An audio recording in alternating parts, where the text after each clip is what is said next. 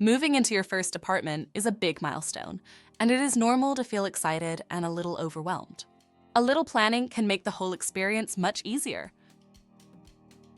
Start by setting a realistic budget. Think beyond rent and include utilities, internet, groceries, and moving costs. Knowing your numbers early helps you avoid surprises later. Next, make a simple checklist. Gather essentials like basic furniture, kitchen items, and cleaning supplies before move-in day. You do not need everything at once, so focus on the basics and add more as you settle in. When packing, keep things organized and label your boxes clearly.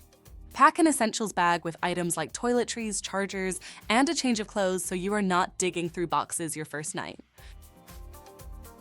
On moving day, arrive early and do a quick walkthrough to note any existing damage before unloading. This protects your security deposit and gives you peace of mind. After you move in, take time to explore your neighborhood and get familiar with your new space. Setting up utilities, meeting neighbors, and creating routines will help your apartment feel like home faster. Want more expert tips and free moving quotes? Visit movers.com, and also you can email us at contactus@movers.com or call us at 866-343-1243 to connect with trusted movers and make your next move smarter, easier, and more affordable.